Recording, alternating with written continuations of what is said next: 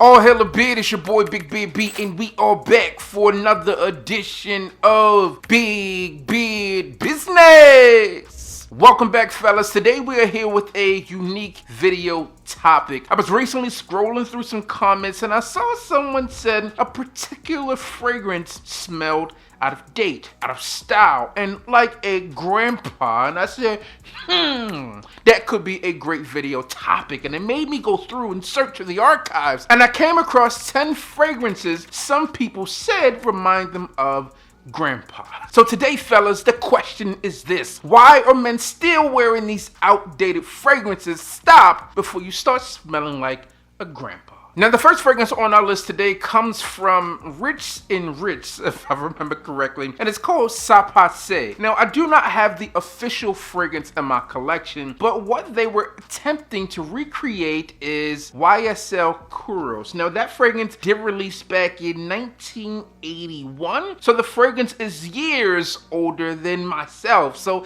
technically, it could be a grandpa. This fragrance is over 40 years old, and depending on when they had their kids, you could technically be a grandfather, so there's that. This fragrance here is a bold, it's refined. This one is an extremely masculine scent. If we look at the fragrances that are there today that are coming out of the market, they are a bit sweeter, less bold and in your face, so therefore it smells dated in that capacity according to the comments. And just like the YSL fragrance, a lot of people felt that the fragrance DNA was a bit dated. Now, when we think about that fragrance, it was bold, it was masculine, it was aggressive, it was in your face, and this fragrance does just that. Sappheiros is jammed with musk as well as resinous notes, and you're either going to love it or you are going to hate it. I don't think there is really in between as it comes down to it, but I could fully understand why people felt that this fragrance reminded them or smelled like their grandpa. So if that's not what you're looking for, whether you are a younger gentleman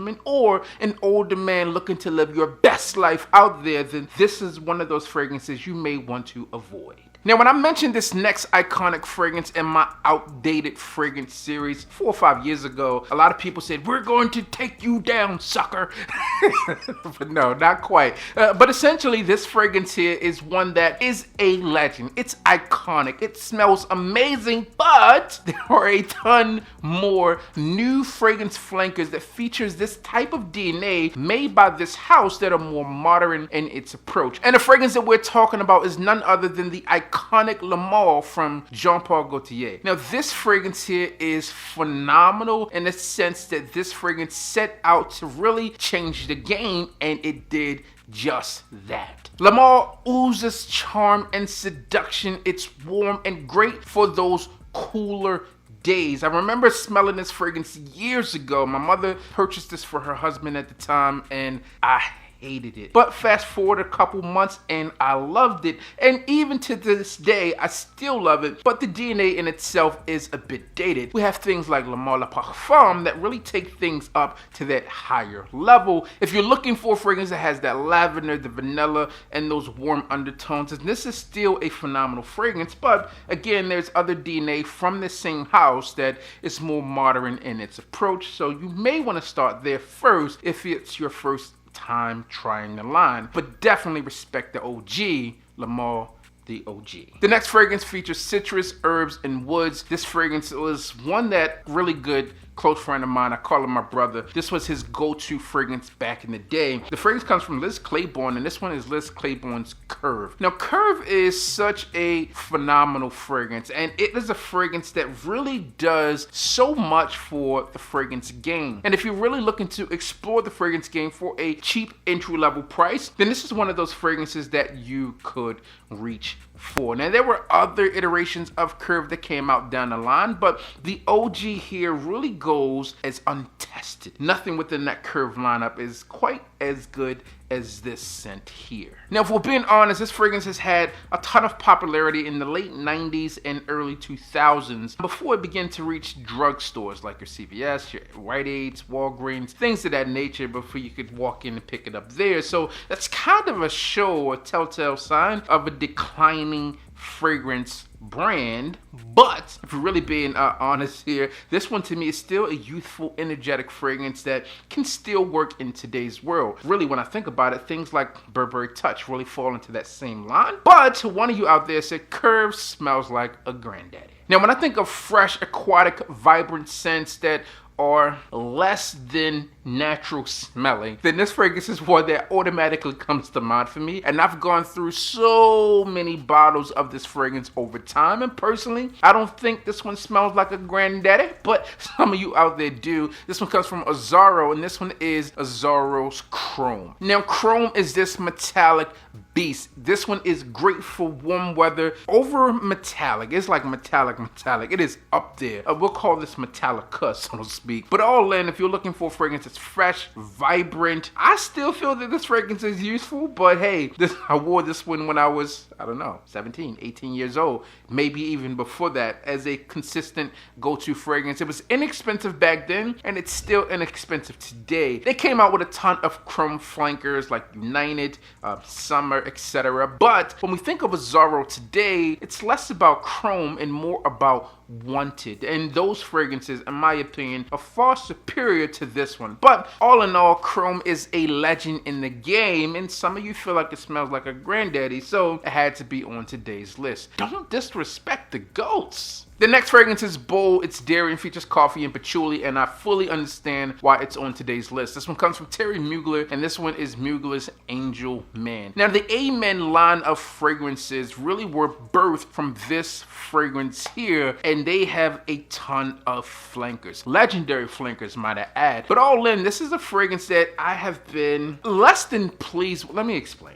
So when this fragrance came out, I really loved it. It had everything you needed. It was sweet. It had staying power. The longevity was there. The projection was massive. The price point was respectable, and people did enjoy it. But it was limited in terms of where you could wear it, and therefore the other flankers came in and sold for the spots where this fragrance did not work. Now, the reason why I'm less inclined to wear this fragrance today, although I do respect it and tip my hat off to it, the flankers that came after this one were so much better in my personal opinion. When I think about the flankers that really elevated what the Amen line was all about, I think of Pure Havana, I think of Pure Malt, I think of things like Ultra Zest and Crypto Mint. Well, maybe not Crypto Mint as much. I know a lot of you guys out there weren't huge fans, but nonetheless, I could understand why people says that this fragrance smells like a grandpa. It's dated in terms of how you would wear this one. The DNA is not as close to things that are on the market today. It's more of a masculine feel fragrance versus that unisex feel, but there's nothing wrong with that. All in though, I think that if you're looking for staying power within the fragrance, if you're looking for like really that scent profile, performance summed up within the fragrance, then Amen was really like a master class on how to do that. Plus, it garnered compliments. Ladies did enjoy this fragrance, and because of that, which is why we saw all of those flankers come out down the line. But hey, I get it. It's an older fragrance, older DNA, does not necessarily work in the best scenarios today if you're looking for that close encounter. So I get it. Amen from Terry Mugler. Now we are going to our midway point on today's list, and we're going to the back half of this list. And some of these fragrances here are, I get why they're here, but I love them still. This next one here is not one that I've talked about a ton because I don't love it a ton. I think it's a good fragrance, but it's not a love for me. It's not one that I must keep. And this fragrance is from Versace, and this one is Versace's Dreamer. Now, hold up. Remember, people, I did not say this smells like a grandpa. Someone commented and said that Versace Dreamer makes them think of a grandpa, okay? But also, I would fully understand why some people out there would say, no.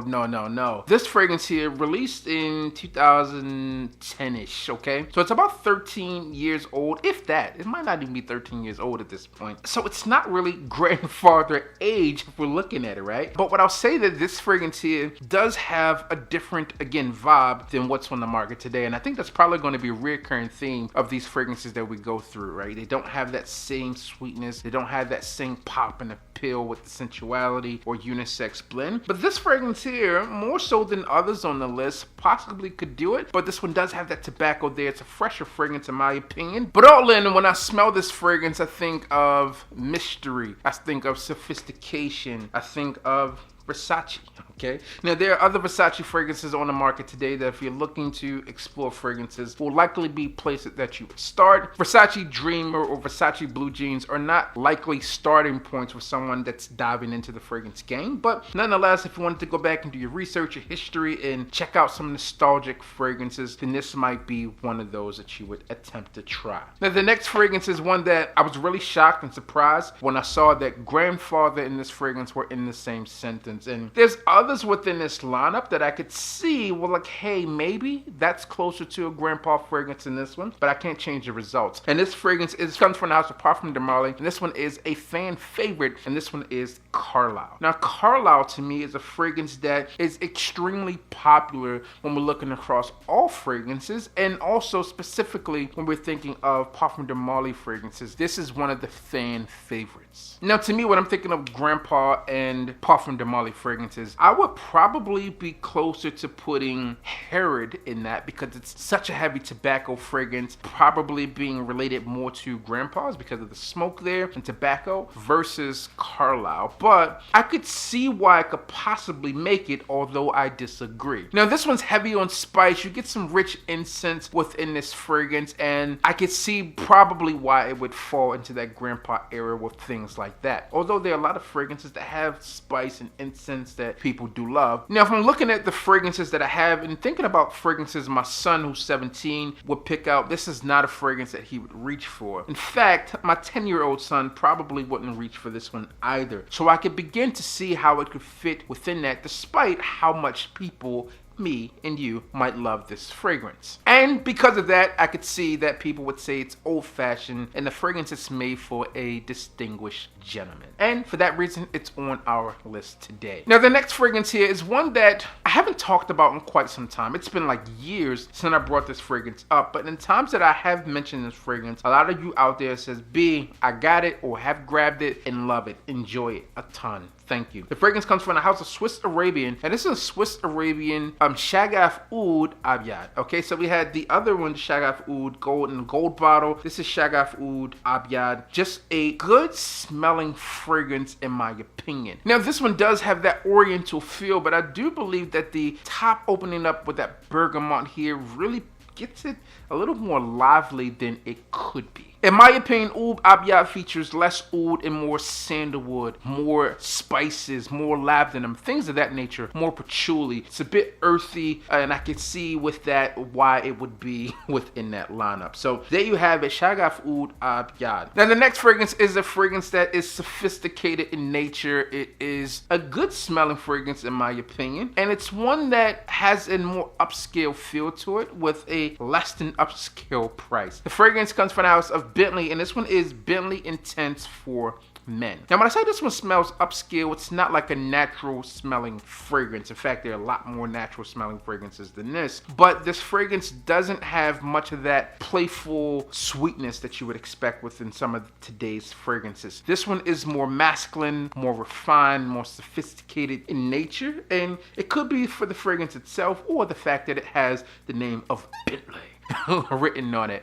All in, this is a fragrance that you could find at a respectable price point. Years ago when this fragrance first released, before you could really readily pick it up here within the States, people were reselling these bottles for well over $200 4 or 5 years ago. And I'm like, man, I'm not going to pay that for this fragrance. And I'm glad I didn't, because I think I picked this one up for about $30 when it was officially here. All in, I would say this is a good fragrance, not a great fragrance, but for the price point, maybe you could argue that it's a great fragrance, but with the asterisk there of people saying this one is for grandpa, maybe it's not one for you. But I think this is a good fragrance, one that I would still wear today. I don't reach for it as much as I once did, but still that fragrance does stand out. Now, for me, this is a fragrance that's probably going to do better for you in that cooler weather. You could probably do a suit, a pea coat, something, that type of weather, some leather gloves on. Wearing this fragrance, you are going to feel like this fragrance is going to represent that point in time. All in, presentation is nice, fragrance is nice, juice is nice, and the price is right. Again, you just got that one asterisk of people saying it is a grandpa scent. And the last fragrance here is one that broke my heart because I was like, no, it cannot be here. But people said it, and I get it. The age of this fragrance, this one is another fragrance that is older than me, but for me, I rock this fragrance. I think a lot of young men out there can still rock this fragrance. To me, this one is a timeless DNA. But hey, it's not about what I think. The fragrance comes from the house of Creed, and this one is Creed's Green Iris Tweed. Now, this is not by far, this is one of the more expensive fragrances on our list today. And if you're looking for a fragrance, you want to wear a fragrance that you feel confident in wearing. Now, if you grab this fragrance, personally, I think that someone who's 20 could wear this fragrance. If you're in a business professional environment, you can wear this fragrance and not smell like you're like 60, 65 years old. But with that being said, I think that there are 60 and 65-year-old people who are wearing this fragrance at different places in life right now that might be something to aspire to if that's what you're looking for. Nonetheless, I am a huge fan of Green Iris Tweed, no matter what the people out there say in terms of where this one ranks in terms of wearability. I think it's still an ultra wearable fragrance though, despite what some people saying about it being a grandpa scent. And also I want to clarify that hopefully when they say it smells like grandpa, that they respected the way grandpa smelled. They just felt like it was not as young feeling than others. Now, again, this fragrance is older than me, so there you have it. It could be a grandpa. It would be unfortunate if I was a grandpa right now, but it's possible, okay? So there you have it, man. Those are 10 fragrances that the people voted as outdated scent profiles that they didn't say you shouldn't wear it, but maybe they won't be your first choices. And I get it. If I look at each one of these fragrances, I could probably match it versus a fragrance that would probably do a bit better. But that is it. So listen, that's all I got for you today. Comment down below and let me know what you think about these picks. And also, let me know you enjoyed everything by clicking the like button and subscribing to the channel, all right? As always, I'm your boy, Big B. Don't forget to like, comment, and subscribe. Tell a friend that we are back again. Don't be a grandpa. And if you are, be a cool grandpa and hit the goddamn bell.